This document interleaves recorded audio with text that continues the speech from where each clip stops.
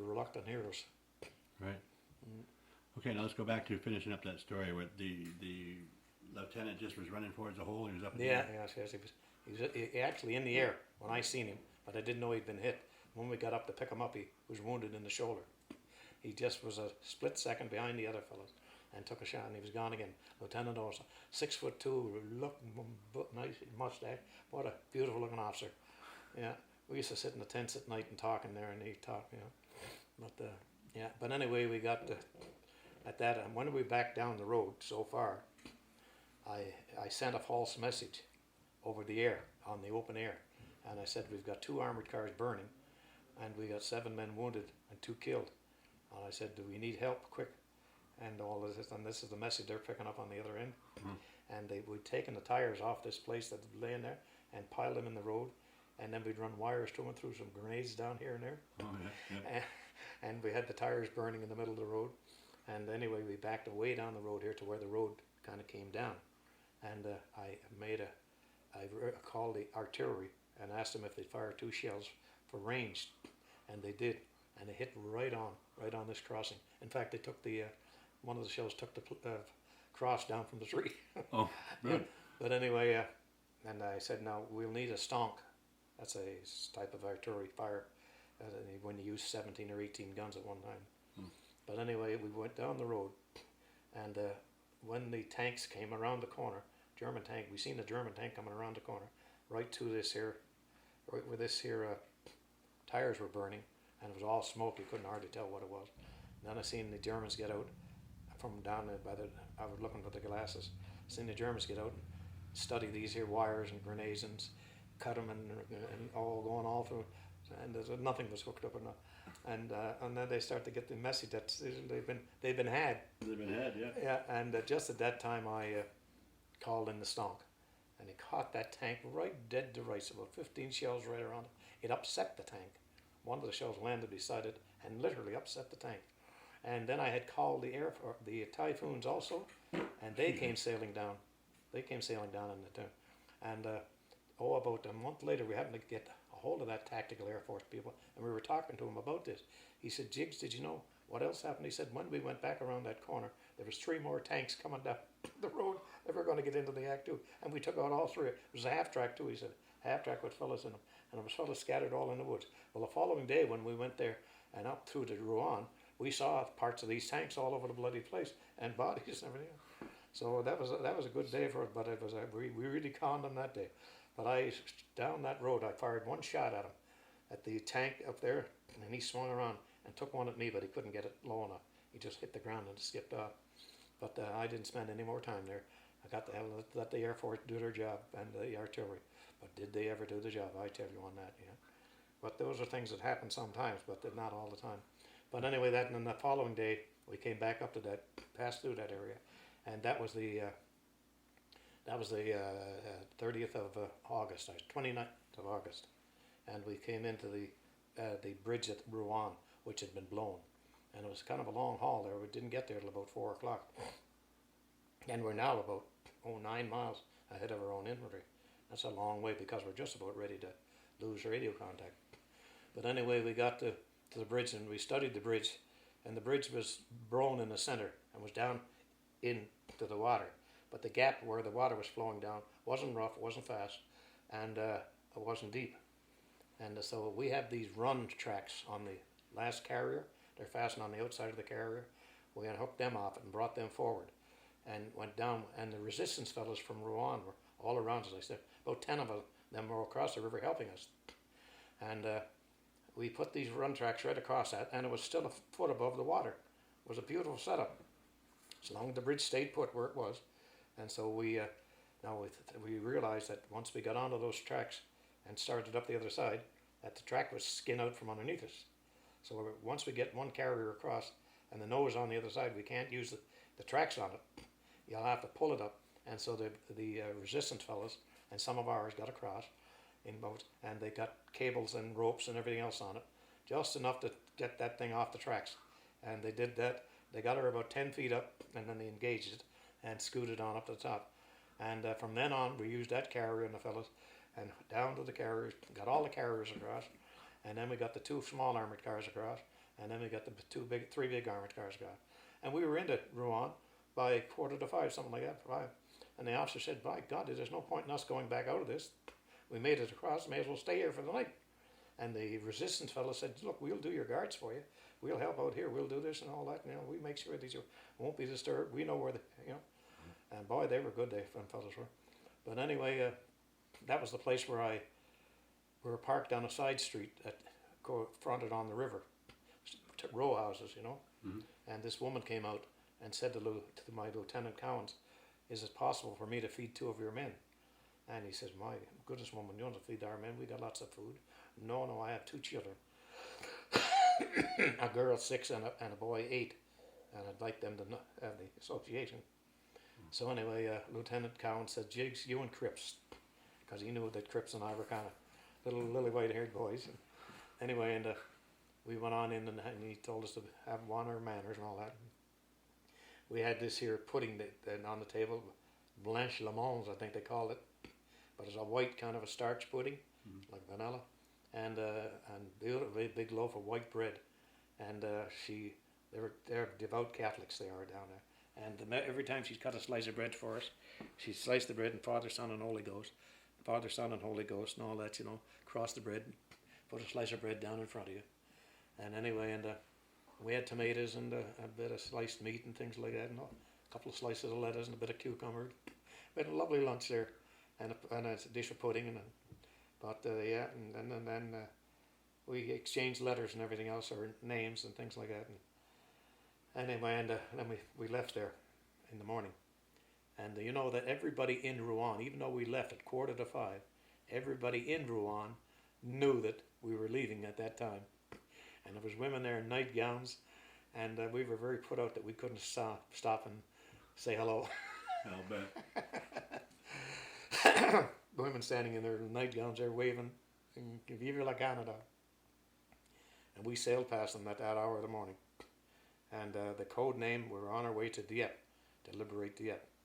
And Dieppe was 42 miles away, I think, something like that.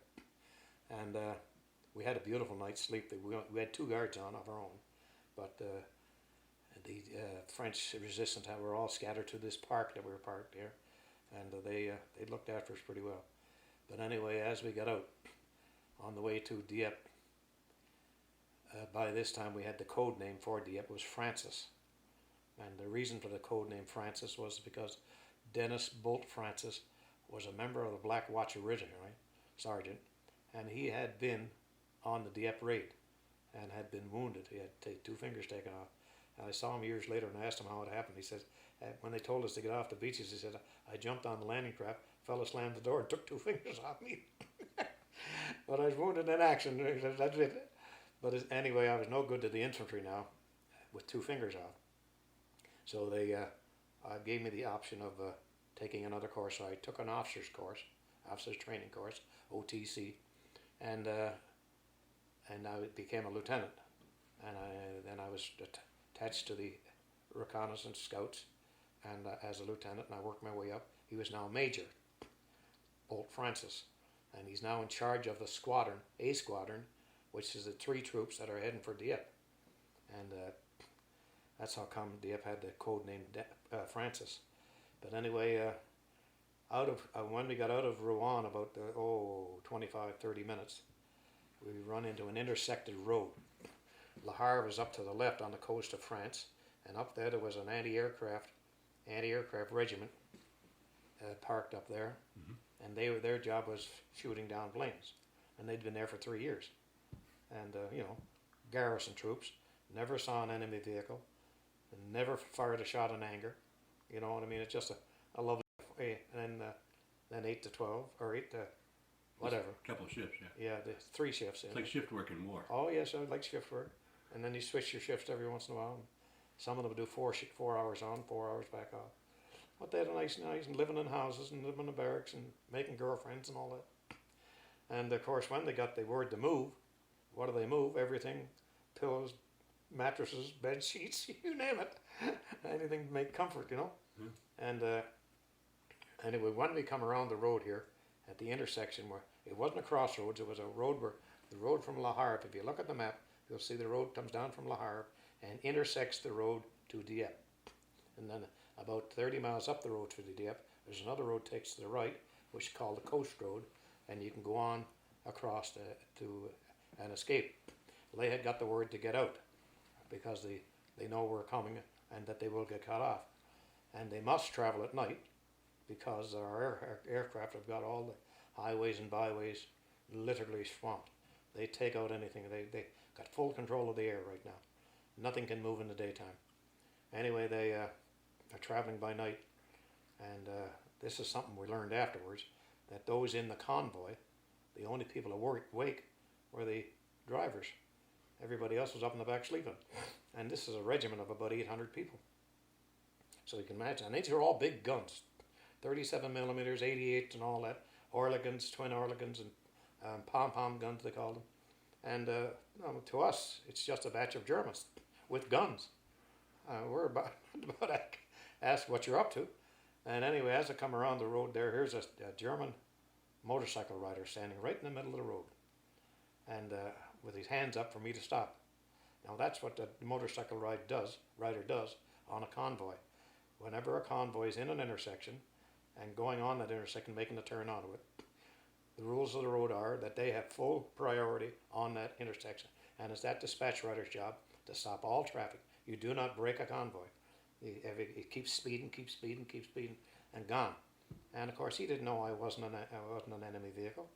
He just had his hand up. He'd never seen an armored car or a tank of German, anything like that. And he figured I was still a German. I had a black hat, black beret on, No, I didn't have the steel helmet on or anything like that. And brother, that makes your blood run cold at 5 o'clock in the morning. And my loader of the guns is snoozing on the gun, head down on the gun, and I get another 50 hours, 50 winks. Yeah. And I yelled Jerry, and he came up like that and banged his head on the turret, a few uncouth things. And you see this here? No, not that. Yeah. I'll just show you something here now. See that thing there? Yeah. That's spring loaded. Yeah. And that's the minute when I yelled Jerry, he pulled the lever, and that thing slams down in front of him. And the explosion that took place from that ammunition truck that exploded in front of me was that close that it lifted the front of that armored car off the ground about 2 feet. Yeah. But if he hadn't slammed that there shut down there, all that explosion would have come in through there, and we'd have been dead meat. Yeah. Yeah. But the things that happened. I backed up about 50 feet. Then I was too close, and the truck is banging all over the place. There's stuff flying all over. The ammunition is exploding. But anyway, and I radioed back, said we've run into something up here, and this was one of those September mornings, but there's not a breath of air. There's a little bit of fog on the meadow, maybe about 2 feet, and there's not a breath of air at all. And the smoke from these trucks, and behind that truck that exploded, there was a German staff car with 6 officers in it, killed the 6 of them, and it was on fire, and then we had 2 more trucks on fire, and all of this smoke is causing complete havoc, and they don't know what's happening, they don't know what we are, they don't even know they're under attack, and they're getting out of the trucks, stretching, and one thing, they're going off to have a leak, things like that. It's just uncanny. Not a shot was fired at us by anything. Nobody had a rifle or anything like that. And we couldn't understand this act, it just didn't make sense. And anyway, we were firing it for almost 10 or 15 minutes, and we were firing smoke bombs up into the convoy, way up the road to the convoy, and here, to add to the confusion. And we had them that confused, they just didn't know. And like I said, the smoke is hanging. It's not being blown away, it's just hanging there. And you can see heads in the smoke. And what do you do when you see a head? You fire at it, And we were hitting trucks and burning more trucks. And there was even women in these trucks, girlfriends that wouldn't stay back, And oh boy. And anyway, we had finally ended up with about 15 fellows standing in front of us with their hands up. And I asked one of them in German what was going on, why they weren't fighting back. And they said we didn't even know we were under attack. We thought the truck had exploded on a mine or something like that. And that's all the machine gunning we thought it was coming from all these bullets here. Well, I said, no, this is foolishness. I mean, we're just killing for no reason at all. And I said, look, we'll stop firing, and one thing or another, and let things quiet down, and you get back in there and get a hold of somebody and start waking everybody up. because there's a multitude of them up in the back of these trucks, on mattresses and pillows and everything else, snoozing it away, not even awake yet. No. Anyway, they did just that. And inside of about, maybe 20 minutes, we had about 300 of them there on the road. And just then Francis came up, Bolt Francis, he came up major. And he said, he started to bawl us out. And what the hell's the hold-up? There's an air raid scheduled for Dieppe at 8:15. And there's no Germans in Dieppe, we're told. And we've got to get there and verify that. And you've got another 32 miles to go yet. And we said, how are we supposed to do 32 miles? Here, I can't get past that truck. Well, he said, get it gone, get it gone. And of course, you deal with it. I did get it gone with a big spare tire on the front and a big piece of canvas, and got it bunted over onto the thing. When it went down over the side of the road about 3 foot, tipped up upside down. Well, what was on the bottom was now on the top. Well, there was wheels and sprockets and pieces of body going everywhere. But anyway, the officer said to him, he said, look, we go 10 miles out here and we lose contact. And that's it. What are we going to do? He said, split up your troop. Well, now, you don't split up your troop in the face of the enemy. You try to increase But anyway, he said, and you got radios. He said, split up and do a radio relay. So we got out about 10 miles and we dropped off the Batum carrier, which has a radio in it, with a second officer and 2 other carriers. And that's 9 men to hold that spot and be a radio relay. We went another 12 miles before we had to do it again. This time we left off a small armoured car, which had a radio, and the other 2 carriers. Now remember, we have 7 carriers, but only 1 with a radio. But we had armoured cars, all have radios. But that was 2 radios, and we went on another 10 or 12 miles, and we left off a big armoured car this time with a radio. And that left us with one small armoured car and 2 big armoured cars. 9 men by the time we left all of these off. And the purpose for that was? Well, so we could have radio contact all the way back. We'd relaying all these messages back. And we're trying to get the information back to General Headquarters that there's no Germans in Dieppe. And they won't believe us. They figure that when you tell them you don't want to attack, you don't want to do this, that you're scared and all that. And so, but our resistance fellows are telling us that the last enemy had left at 3 o'clock in the morning. There's no Germans left in Dieppe. And that this air raid is a hell of a way for public relations. Yeah. You don't flatten one of your friendly places, you're just liberating. You imagine now people dancing in the streets and you bombing them, and it just wouldn't work. But anyway, we got that far out and was out there about 8 miles from Dieppe when we run into this little tank trap where you can't get in or can't get out of it. A tank trap, and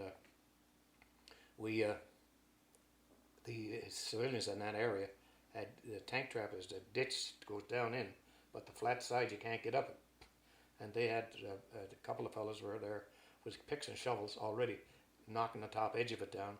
But there was 2 houses or a house and a shed that were bombed and broke up, and they had big stones in them, big rocks in them, and they were lugging these rocks over and putting them in the ditch and planks on them, and the dirt coming down from the top is filling it over. So they were making a passable road. They did get it passable for it. We passed the armoured cars over it very nicely. And I remember this here burgomaster that was standing there with his badge of office on. Over there they don't have chains like we have. They have a plate, a kind of a copper bronze plate that hangs down from the neck. Okay. And he had a silk hat on, and he's saluting me and saying Vive la France, and I'm saying Vive la Canada, and all of that. And I'm only 17 or 18 years old, and I feel like a real little pip there. And this guy, he's about 40 years old, and the silk top hat and everything else on. It was at that time we met some fellas from the resistance, and they spoke French beautiful, spoke English beautiful. And one guy said he was from Quebec, and he'd been in the underground. And we don't know whether or not it was Lucien Dumont or one of the other guys that had escaped from the train from the actual Dieppe raid. But anyway, he said that he had contact with England, and he would go in and see what he could do. And in 22 minutes, we had word come up the line that the air raid, which was in the air already, has now been redirected to another target. Less than 22 minutes before they were supposed to strike. You talk about right to the edge of it, but the air raid was called off. And it was through that air raid called off that the recognition of those who liberated Dieppe that day became so important. But anyway, we phoned ahead at that time to Dieppe and verified that there was nobody there, and we'll be there in about 15-20 minutes. We arrived in Dieppe at 10 to 9. Now that's how much we'd have been behind the 8:15 thing, about 22 minutes or something like that. Right. You talk about we had no artillery cover, whatever, no chance of any success, whatever. The closest thing we had was two Canadian warships were standing offshore about 3 miles. We couldn't see them, but we had the frequency, and we could call down. They had 12-inch guns, I think. We could call them down on a crossroads or something like that to shake up things. But I tell you, that's getting across the line. And when we broached over the top of the hill, now at this point, Lieutenant Cowens had got out of the big armored car, 218, and got into the small armored car and changed places. And he's in the small armored car ahead of the. Is there a bathroom up here? Yeah, you want to go take a break? We were the only black berets in the regiment, in the division. So that was a 2nd Division victory parade. All of the units that took part in the original Dieppe raid were there, and this was our vindication. And they said when they argued about it, the general said, he said, "We're having that victory parade. They deserve it, and that's it." That's it. Yeah. And it did happen. Yeah. Oh, they was pissed right off, that we're taking time out for a victory parade. That did more for morale than anything else. Sure. You know what I mean? We were at the first day. Yeah. So this is tape 3. Where do we come July over? 11th. Just when you're coming over the rise in the hill. Mm-hmm. Yeah. Where you're just going into Dieppe. The officer has got into the small armored car, and he's leading the parade now, and we're moving on in. Like we've just talked to Dieppe, and we're moving on in, and we've got word that the air raid has been redirected to another place, another target. We learned afterwards that the other target was Abbeville, where the Polish were having trouble. Getting through, and they gave the Polish a bit of a lift there. That they bombed their front and helped out a lot there. But anyway, when the officer's now in the small armored car ahead of us, and we're moving on, and there's resistance fellows hanging all over these armored cars, like Christmas balls on a tree. They swarm the vehicles. You just wonder how they could hang on, because there's not that much to hang on to. They're sitting on them, guys hanging on to each other. Some of them had 20 guys on them, and each one with a little Sten gun, a little hand, a little beret on. And some of them had FFI on their arm, a little armband. And I don't know what the FFI meant, but it might have something to do with Free French, something like that, or But that was what they had on FFI bands. But anyway, we topped over the hill, and the small armored car with the officer in it was about, we'll say, 200 yards ahead of me. And all of us, I seen the car literally engulfed, because there was wall-to-wall people, and screaming and yelling and dancing. And I don't know whether you can imagine the pandemonium that must break loose in people's hearts when they suddenly realize, after 4 years of horrendous type of rule, that they are finally free. You know what I mean? I can't imagine. No, it's just hard to conceive. But anyway, the head armored car got engulfed in these people, and I could see Lieutenant Cowens in discussion with these resistance fellas, and they're waving their arms like Frenchmen do, Anyway, he picks up his radio microphone, and he says, "Jiggs," he says, "these guys tell me there's a machine gun nest down in town. Go get it, will you?" And that's how come I happened to be the first one down in the town. No big hero, no John Wayne charge or anything like that. Just go do your job, Jiggs. So anyway, I whipped out around him, and of course we had enough guides on us so you could lug the car down there. There was that many people hanging on. Yeah, but we down into town there, and they showed me where this machine gun nest was in a little bit of a hotel or pension, and on the second floor, the mattress over it. And I was down on my gun, and I lined right up, and I was going to take her out. And all of a sudden, there was pillowcases and bed sheets and everything waving, people yelling, "Don't shoot, don't shoot!" And I didn't shoot, and I held. And then this policeman came over and told me that the machine gun nest is gone, that the resistant fellas had captured him and they had him outside and were going to shoot him. And I said, "Why were they going to shoot him?" And he said, "Because they're Germans." I said, "Is that the only reason?" He said, "That's the only reason." And I mean, when you get hate that bad, it's kind of a funny thing, isn't it? But anyway, at that moment they came over and they told me that the policeman had captured the they had captured the Germans and put them in jail to save their lives, and that's where they put them. There was another machine gun nest in town someplace that the same thing happened. They put them in jail.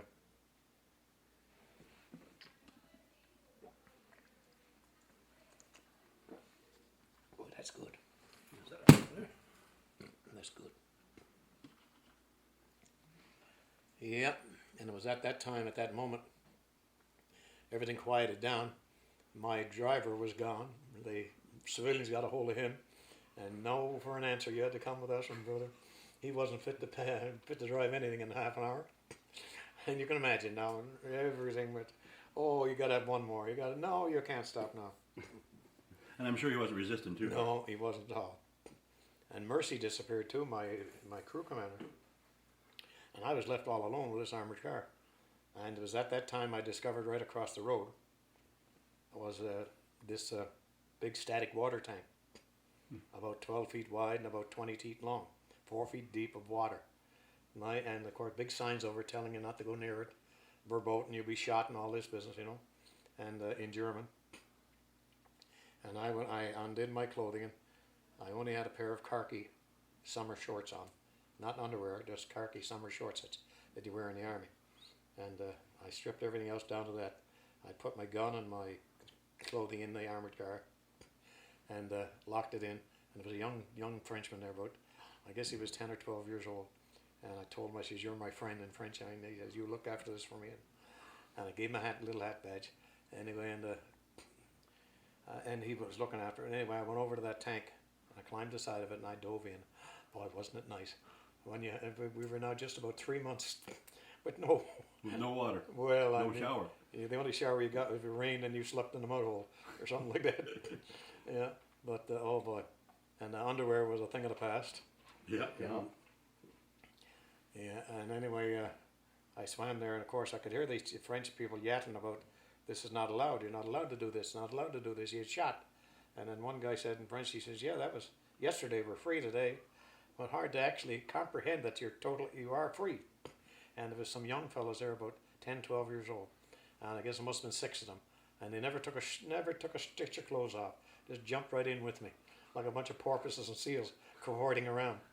Anyway, I finally had my my cooling down, and I got out of that, and I grabbed my clothing, and I left there and went on, and this woman came and put her hand on my shoulder and said, come on with me, soldier.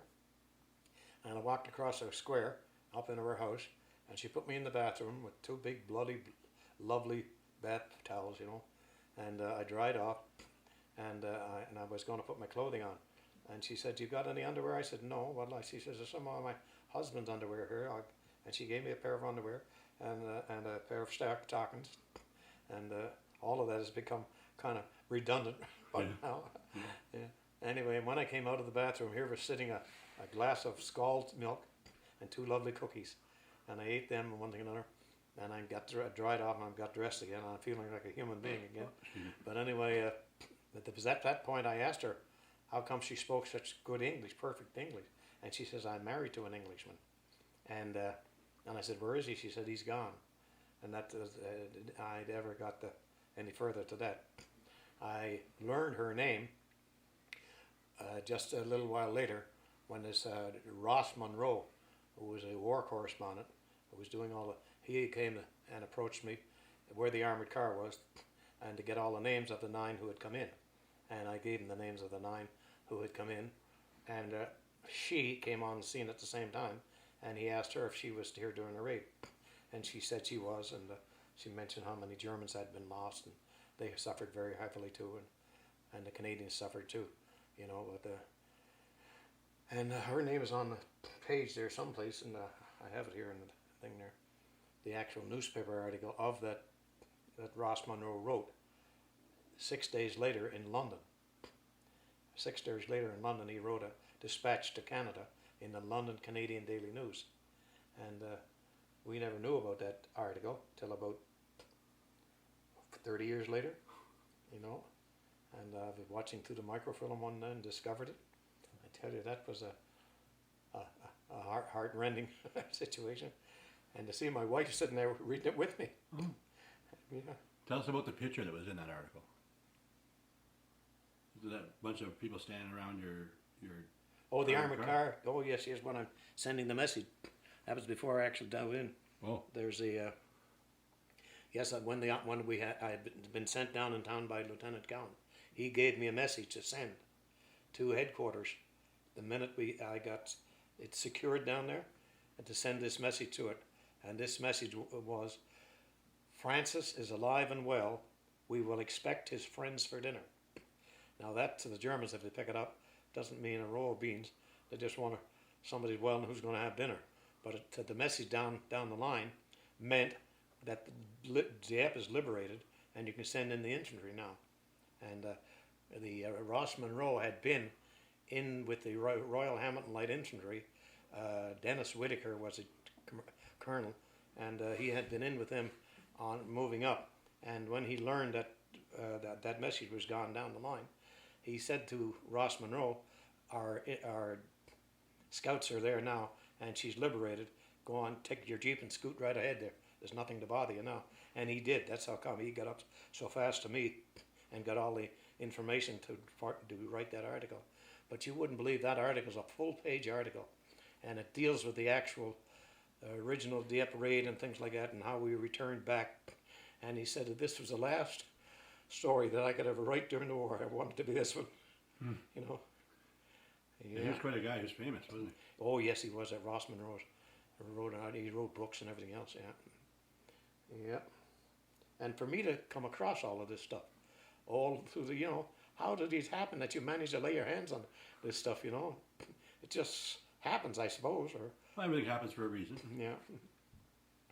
And anyway, we stayed 3 days in Dieppe. And then the next day, now we had to get this armored car back to a harbour area where the regiment has selected an area where we're going to camp, so to speak, and you have to bring the whole regiment into an area and into a field and going around and oh boy, and nobody to drive, and I can't drive from down there, and I don't know where I'm going, and one thing and another. So I think we got a civilian. I think I got a civilian to get down in this driver's seat down, and he drove the armored car. Your driver still hadn't returned yet? No, never saw him for 2 days. Oh. I mean, after all, and I never saw Mercy for a day and a half. Oh, and in the parade, in the parade when we're marching, now Mercy never said crap if he had a mouthful, and he was that kind of fella. And you never found him drunk or anything like that. He drank, but and he never a girlfriend or anything like that. But he disappeared. And while we're in the parade there marching, I can hear this young lady alongside, Adrian. Ah. And I said, Adrian, is it? He says, keep your face shut. Keep your eyes ahead. So he'd found a friend. Oh yes, Adrian. Of course, that was his first name, Adrian Mercy. Yeah, Adrian. I said, Adrian, is it, eh?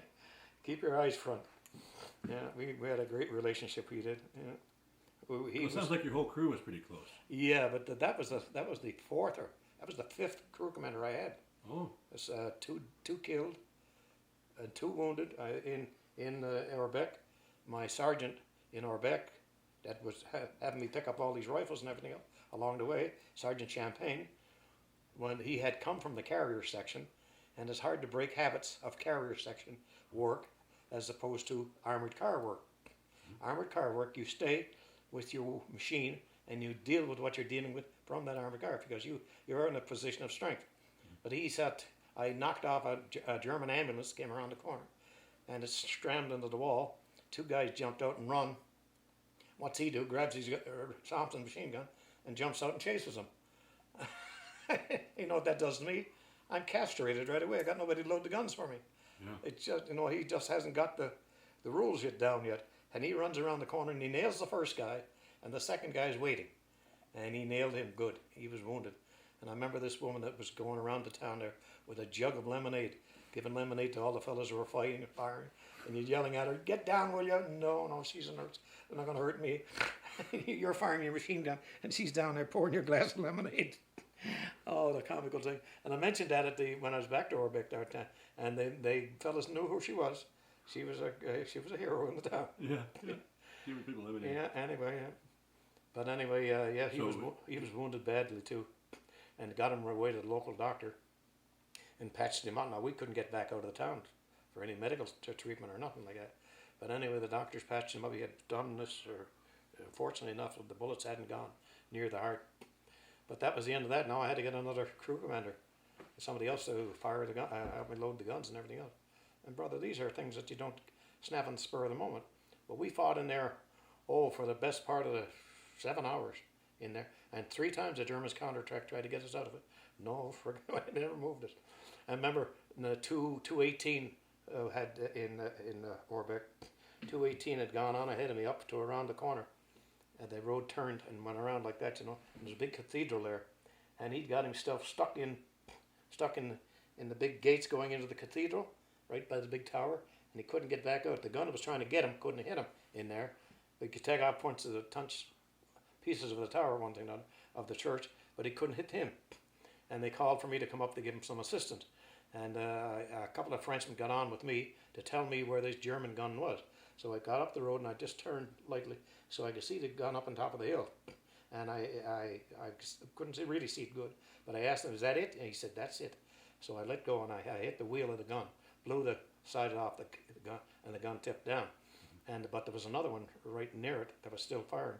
But anyway, I run ahead quickly beyond the gate, and I was going to say to my driver, who I had now was Doc Morris, and I was going to say, now when I tell you come back up, geez, he turned around, he slammed her in reverse and backed up and he ripped the reel around like that, and right into the, and the other guy had come out of there right fast, and he went right into where he was, and then he out there right fast, and no sooner had we made it, then the next shell took the tower right on down, and all caved in. But how we made it into that, it backed up so fast. I guess it is in your mind.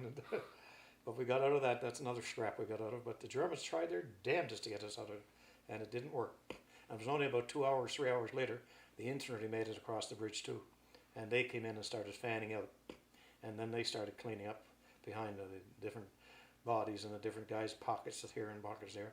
And 2 troop had gone around another way and came in another route into Orbeck. And this is where Anderson, the Lieutenant Anderson that got killed later, this is where he came in. He got killed the next day, but he came in with his troop up there, and they caught a couple of Germans in a couple of buildings there with some horses they were going to ride out, but they never did make it. But these things happen. And, so after Dieppe, you headed towards the coast? Yeah, to go back 3 days on. The 3rd day we had the victory parade. The 4th day we left, and we went south of Dieppe a little bit. We didn't go up to the coast road, follow along the coast. We came south of it, and we started cleaning up a few odds and ends of places that had been bypassed. And this is where we run into that second ambush where we got the tanks, and where the fellow was in the house and things like that. Mm-hmm. And that was about 230, 300 people we took on then. And boy, we knocked them down for fair. And I don't know what it was about us, whether we were crazy or what it was, but the fellows never slacked back. My wife could never understand it. Look, the Germans are over there. Why don't you stay over here? Don't go over there where you might get killed. That's how women think. I suppose, but it didn't make sense. I said, if they're over there, we've got to go over there and chase them out of it. That's what we're here for. Boy, that don't make sense. But anyway, that's the way it works. You know what I mean? If the war's going to be over, you got to make it be over. It's not going to be over by itself. You know. But anyway, we'd get these ambushes set up and knock stuffings at them. And the last thing I would do when we were doing, I'd have my gun over the rear of the armored car, and everybody else is gone, and I'm doing this back and forth like that. And that's the last the Germans see, is this guy whistling bullets around your head. And now all they do is, what the hell was that? You know? Yeah, because here all they got left is burning vehicles, wounded men all over the place, the house blown to hell, you know. And what happened? What happened? Where was their sentries? Where was this? Where was that? How did they do this? It happens, and that's our job, and we did it good. Yeah. Well, sounds like it. So you worked your way to the coast, did you? Yeah, we worked our way from that little ambush there, and then we turned left, and we started to come to these resort towns up there. Oh boy, along the coast there's lovely big hotels and things like that. Now, Lieutenant Cowens never got honored for his stopping of that raid on there. And the only reason for that, there's a reason for it, you'll see in a minute. But anyway, I'm trying to think of the names of those coastal hotels and little villages up along there. But they're summer resorts. Mm-hmm. And we came along to one of these, and we were told to stay out of the ones that were booby trapped on the shore, and one of the hotels was we were going to take it over for the night, and it was all feather mattress and feather pillows and blankets.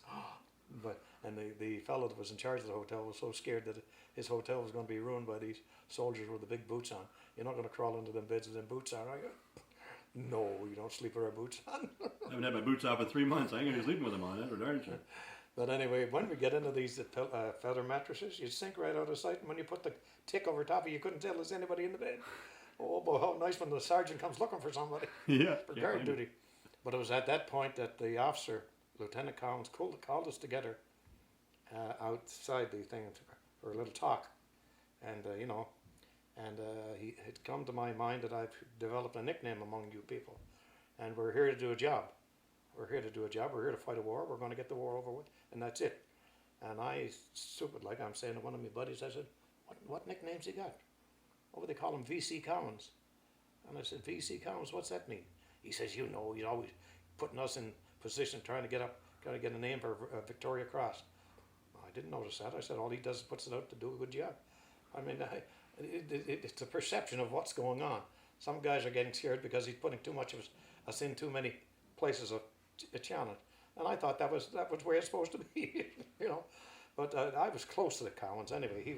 I was his guy that did all the radio ciphering and everything else like that. Anything special he had to do, I would cipher it and radio it back to headquarters. The guy at headquarters was just as good as me, and he could uncipher it and put the same thing back. And within inside of 5 minutes, we'd have a big message gone back and forth. And I was the only one that could do it. I had the phonetic alphabet down, and I could just pick the message off and read it right off. And the other guy would pick it off the other end and come and interpret it down the other end. But and I never knew he had that nickname. Well, of course, I was so close to him, I just wouldn't get it, I guess. But he was killed about 6 days later on a patrol one night with us. Shot right through the shoulder that knocked him into the river, the canal, and then when he was in the water, another burst of machine gun cut across him, and he went out down. He had twin ivory-handled 6 guns. Oh boy! Yeah, carried them. He looked good. He was a good lad. His mother bought him for him, and sent him for him as a gift. But anyway. Our patent. Yeah, that's it. That's our patent. Yeah, he had the same thing. Yeah, but anyway, we went over on a patrol. We moved along the coast there. We got past those there hotels and things like that, moving along the coast there. And we got about, I guess, 40, 50 miles along the coast. Germans are falling back fast now. They've got to get out of it, because if they don't, we're cutting them off here and cutting them off there. There's notices out here, and they're already all our other units, the British units, already in Antwerp and Brussels, things like that, and we had to stop. They had to stop, mainly because the rest of us couldn't keep up, and the supplies are not getting up, getting too far ahead. That's why we had to get Antwerp, because our supply line was at the end of it, But it was we were called on a patrol this particular night to go up to a canal, and I don't know whether it was the Twinth Canal or not, but up to a particular canal, and this was about September the 26th or something like that.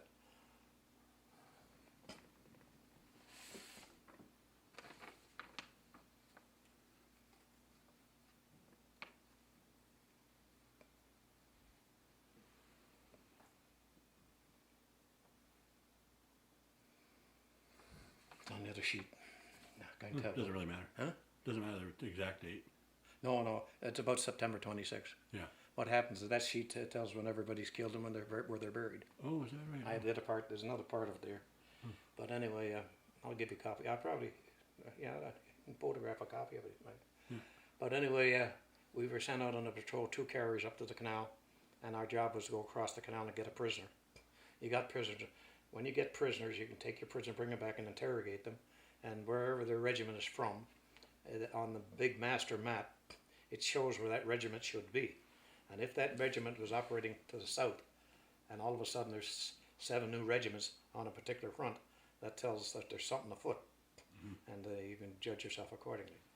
But anyway, we got across in the 2 dinghies, and Coleman and myself were given the job of actually going in and getting a prisoner. R.P. Coleman from Oxbow, Saskatchewan, I think, or Oxley, Saskatchewan. But anyway, we went in to get a prisoner, and everywhere all the other guys have got a little bit of a perimeter set up in the thing here to hold on, and Coleman and I go on in, and I heading in, and all of a sudden I spot one. Just spot the helmet, and he's looking like that, in the dark. And I said to Coleman, I said, you keep the rifle right on him, and if he moves, we'll take the head right off. I'm going around him. And I went around him. And if you ever felt a fella piss himself, excuse me.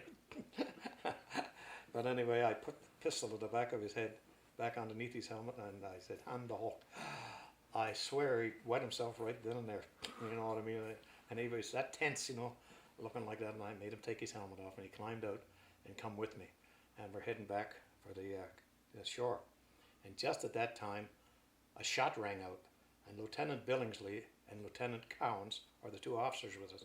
Lieutenant Billingsley is the officer of the 4 troop, assault troop, which goes along. They're our support troop if we need them on the ground. They do all the infantry work. And anyway, a shot rang out, and Lieutenant Billingsley was just in the process of bending over to pick up something, and the shot took him from the hip. To the shoulder, and never struck a bone. Just a crease in the back of his, one slice right across his back like that. Well, of course you can imagine. He let a bitter yell at him, and down he went.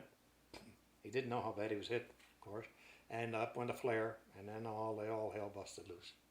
Well, I'm telling you, you talk about a comedy of errors. Anyway, Cowens was in the boat, and the German prisoner was in the boat too, and he's paddling. Of course, I dove in and swam and going whatever I could paddle. I was heading for the other side, and I saw Cowens get a hit in the shoulder and go out of the dinghy, and then he was in the water, and another blast of machine gun bullets took him, and just then I dove under the water. I don't know how many came near me, but that's the best place to escape from is under the water. But anyway, I piled up on the other side, and the German was still in the dinghy paddling with his hands. He was coming with us. He wasn't going back. No way. And all I kept saying was, all Canada, all Canada. Oh, and when I beached up on the other side, and I started running like a son of a gun up the dunes, like, kind of sandy dunes. Yeah. And all of a sudden I heard this clump, clump, clump behind me, and I didn't know what it was, and I turned around, I saw the shadow there, and I let drift my foot, and I caught him right square in the mouth. And it was the German. It was the prisoner. Oh, I took out a couple of teeth here in the side. And just at that moment, he took a shot in the arse cheek. He got a chunk of his arse taken out. Well, sir, and he still kept at it. And he come on, and we finally got him to the medical tent. And I went into the medical tent to see what was going on, and went with him. And he had a big grin on his face and one tooth gone. Just happy to be in there. And all he could say was, all Canada, all Canada, all Canada. Yeah. Well, that's... Yeah, he went away, and then they were treating Lieutenant Billingsley there too. He was gone away on one of the ambulances, and I saw something that happened there that I was ashamed that it happened. The fellows learned that Lieutenant Cowens was dead, and they went to his tent, and they started. One guy with his boots, one guy with his shirt, right through his kit, and now one of the officers suddenly spotted this happening, and he come in there with a up boot and give to about 5 guys. Like a bunch of vultures. It's never happened before, never happened again either. But to see it happen like that, what's going on with you fellas? No respect, whatever. You learn Cowens is dead, and that's it. But that's life, I suppose. There's the way things happen. Yeah.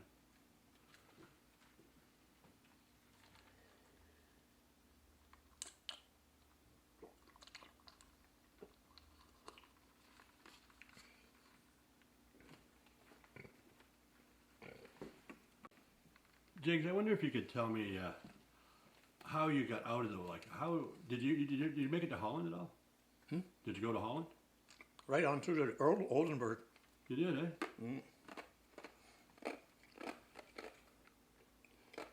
I was 12 and a half months in that regiment, and we had been fighting 10 months till we hit Oldenburg.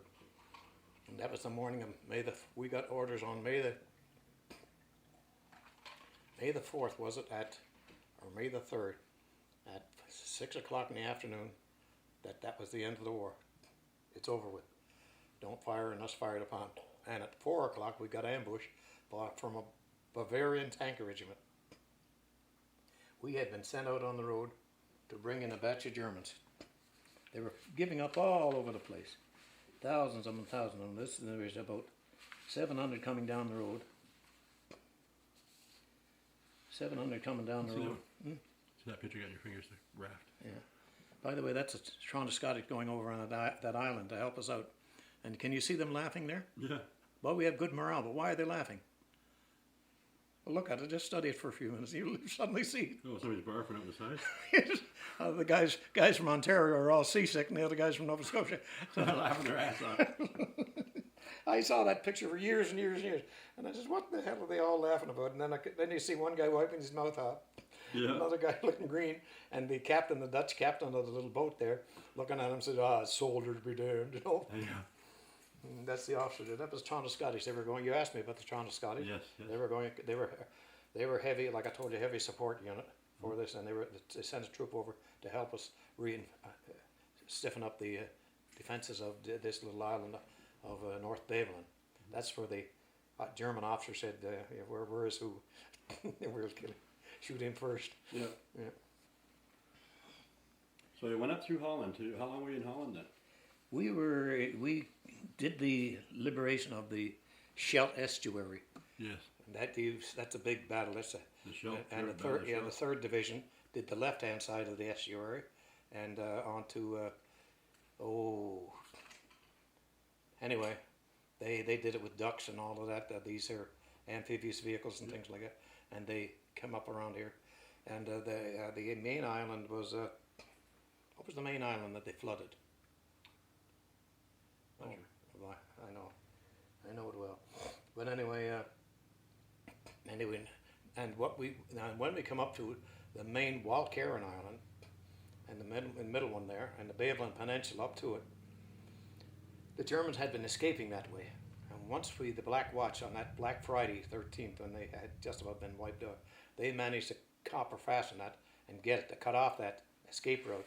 And from then on, the only escape route they had from this island was onto North Beveland Island, across the island, and be picked up by a German battleship or destroyer on the other end of it. And that's the way they were getting out, 300 and 400 or 500 a night. And our major got the bright idea that if we took this island, and that's it, why we'd have it made, you know. And anyway, there was 5 barges out there, and that in there is one of them. There was 5 barges out there, and the major, they always do. The major says, we're going across, Jiggs, to the other side. And he said, while we're over there, he said, there's reports of some prisoners on the shore over there. And they've gone into that building over there. And he says, I don't want them coming out and bothering us. And I said, okay, hang on for a minute. So I put a shot right in the door. And that was almost 500 yards. Right in the door. Just took the door right out of her. And they got the message inside there, and they're all hiding back in the corner. And anyway, the first vehicle went across, an amphibious vehicle, little amphibious jeep. Right. A kind of weasel, it was called. And they got across to the other side, and they went up, and then these guys came out, and there was, I think, 40 of them, or 50 of them, came on out, and no sooner were they out there than another building back there that we hadn't touched at all, another 50 came out. And they had 90 prisoners there just like that. The next boat's coming back, brought them back to this side. But anyway, there was these barges out there, there was 5 of them, and I yelled at them to get the hell in here, you know. And this guy here decided to run for it. So I put a armor-piercing shell right through the nose of it, right at the waterline. And brother, he got the message, and he turned right around and scooted. Now, this is his flag on the nose of it, on the nose of the ship right there, and that's the ship right beside me. Can you see that? Yeah. And he the got flag is over here. Yeah. He put his nose right into the mud bank there. And they got out and started stuffing rags in the hole and pumping like hell, and they managed to keep the boat from sinking. But we put a claim in for that, a maritime salvage claim. You know, you capture a ship, you're allowed to. And one day we got the word back that this was a hospital ship, and it had a captain from what do you call him? A neutral country, had a Belgian captain anyway on it, and we will expect you to return this boat to the original owners forthwith. Forthwith. Oh my God. Yeah, but anyway, so much for our claim, our maritime salvage claim. But anyway, we loaded on the decks of the. I have other pictures of us on the decks of the of these barges. They had the big planks and these run tracks again. We were using them on barrels, and we got onto the decks of these things, and didn't tie them on and off, nothing, just got on and scooted across this and unloaded on the other side. We had the whole troop across the other side in an hour and a half. And then we took over the island. And then they had that other boat there with strong Scottish in it, and they had their machine guns and the 4.2 mortars, and they took a couple of anti-tank guns across.